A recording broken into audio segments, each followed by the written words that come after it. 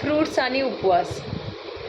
बऱ्याच जणी नवरात्रामध्ये फलाहार करतात, फळांवरती पूर्ण 9 दिवस ते उपवास करतात. तर आज आपण पाहूया की खरंच फळांमध्ये तेवढा आपण ते उपवास केला पाहिजे का?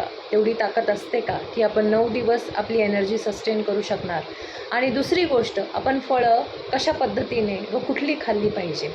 सर्वात महत्त्वाचं पहिला घटक म्हणजे फळांवरती आपण उपवास करू शकतो का? तर नक्कीच करू शकतो, पण ह्याला थोडे आपल्या बॉडीला सवय द्यावी लागते. स्लोली कुठेतरी आपल्याला ह्या गोष्टी ॲडॅप्ट करून चालाव्या लागतात. फळावरती उपवास करताना त्याचे अनेक फायदे आहेत. फळांमध्ये जे लो कॅलरीज आणि हाय फायबर्स प्लस विटॅमिन्स मिनरल्सची जी अत्याधिक मात्रा भेटते, त्याच्यामध्ये आपल्या बॉडीला फक्त क्लिन्झिंग होत नाही, त्यासोबतच डिटॉक्सिफिकेशन व्हायला खूप मदत होते. सोबतच विटॅमिन्स आणि मिनरल्स हे नैसर्गिकरित्या असल्यामुळे, सोबतच लो शुगर त्याच्यामध्ये असल्यामुळे आपल्याला ती एनर्जी पुरेशी असते. इम्युनिटी जबरदस्त ह्या पिरियडमध्ये वाढते जेव्हा आपण फलाहारावरती असतो, कारण विटॅमिन्स आणि मिनरल्स आपल्याला आवश्यक त्या अँटीबॉडीज आपल्या शरीरामध्ये तयार करून आपल्याला खूप चांगली इम्युनिटी प्रदान करतात. तर हे फळांचे फायदे आपल्या सर्वांना माहिती आहेत. मात्र काही अशा गोष्टी आणि कन्सेप्ट्स आहेत की जे आपण फळांच्या बाबतीत कधी चुकतो. मी 2-3 उदाहरणं देते तुम्हाला. ह्यापैकी कुठलं करेक्ट असेल ते मला सांगा. उठल्याबरोबर जे आपण फळांचं प्रमाण घेतो त्याच्यामध्ये ज्यूस, फ्रूट ज्यूस, जे काही आपला नाश्ता असतो त्याच्यासोबत, किंवा मिल्कशेक किंवा स्मूदीज, हे पहिलं उदाहरण आहे.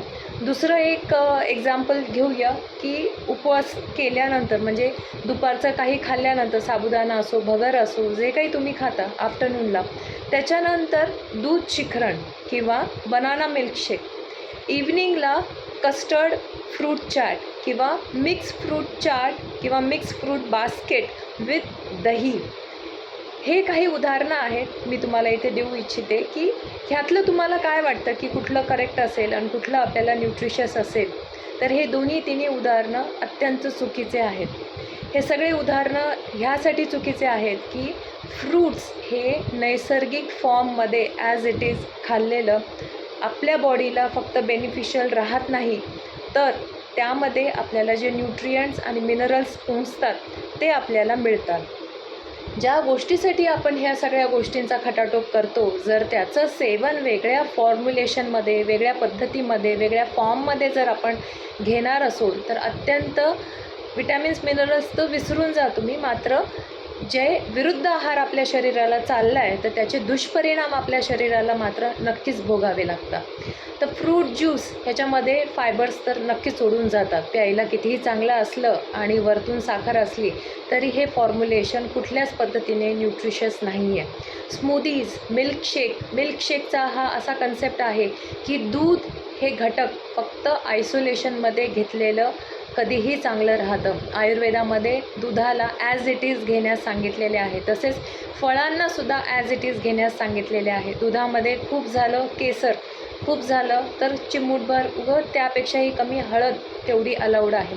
मात्र दुधामध्ये जेव्हा तुम्ही सगळे फ्रूट्स मिक्स करून त्याचं smoothie along with dry fruits आणि खूप काही जेव्हा बनवता, ते मिश्रण आपल्या शरीराला कुठल्याच पद्धतीने फ्रूटफुल राहत नाही. सोबतच जेवणानंतर आपण जे शिखरण घेतो दुधाचं आणि केळीचं, ते अत्यंत घातक राहतं. फ्रूट्समध्ये काही असे एन्झाईम्स असतात की ते एम्प्टी स्टमक जेव्हा तुम्ही फ्रूट्स घेता त्यावेळेलाच ते इझिली गटमधून, डायजेस्टिव्ह ट्रॅक्टमधून पास ऑन होऊन जातात आणि जे काही आपल्याला न्यूट्रिशन मिळतं ते ह्या एम्प्टी स्टमकमध्येच मिळतं. त्याकरिता जेव्हा तुम्ही जेवण करता आणि फॉलोड बाय किंवा बिफोर जेवणाच्या अर्धा तास आधी 15 मिनटानंतर जर तुम्ही एखादं फळ खाल्लं, ते फळ तर तुम्हाला न्यूट्रिशन देणार नाही, मात्र ते तिथेच फर्मेंट होऊन नाही ते गॅसेस तयार करून तुम्हाला ब्लोटिंगचं सेन्सेशन देईल. इव्हनिंगला किंवा कधीही तुम्ही जेव्हा fruit chaat, mix fruit chaat ही जी संकल्पना आहे ती चुकीची आहे, कारण फळांचे वेगवेगळे रस आहेत. त्यामध्ये एक उदाहरण पहा, डाळिंब घ्या, डाळिंबची चव कशी आहे, ॲस्ट्रिंजंट आहे. सोबतच आवळा घ्या, एक ॲस्ट्रिंजंट फ्लेवर आहे त्याला. त्याच्यासोबत तुम्ही काय घेऊ शकणार, तर एक ॲपल घेऊ शकता, जे की तेवढा पिकलेला नसतो. हे 3 फळं सोबत जाऊ शकतात. पियर पण ह्या कॅटेगरीमध्ये जाऊ शकतं.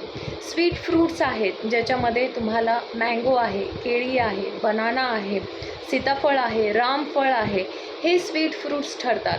ह्यांचा फ्लेवर, ह्यांचं डायजेशन एका वेगळ्या ट्रॅकवर चालतं. सोबतच आंबट फळं आहेत. आंबटमध्ये स्वीट लाईम म्हणजे मोसंबी आहे, संत्री आहे, आवळा आहे, पाईनॲपल आहे. हे वेगळ्या ट्रॅकवर चालतात.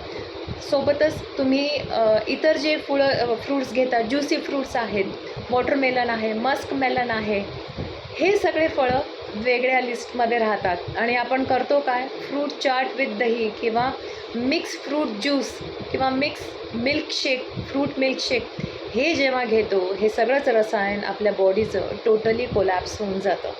तर बेसिक प्रिन्सिपल काय आहे, पहिला फ्रूट ॲज इट इज घेणं, एकच चवीचं एकच फळ एका वेळेला घेणं, शक्यतोवर ते उपाशीपोटी घेणं. सकाळी तुम्ही उठता त्याच्या 1.5-2 तासानंतर पहिलं फ्रूट तुम्ही घेतलं, एक ॲपल घेतलं किंवा डाळिंब घेतलं, चालतं. जेवणाच्या अंतरामध्ये जेव्हा तुम्ही दुपारच्या थोड्या एम्प्टी स्टमकमध्ये एक फ्रूट घेता, ज्युसी फ्रूट घेता किंवा स्वीट फ्रूट घेता, दॅट इज गुड. भर दुपारी जर तुम्ही फल आहार करत असाल तर कुठलंही स्वीट फळ म्हणजे केळी म्हणा, पपई म्हणा, सीताफळ म्हणा, हे घेतलेलं कधीही बेटर, जी तुम्हाला दिवसभरासाठी एनर्जी देईल.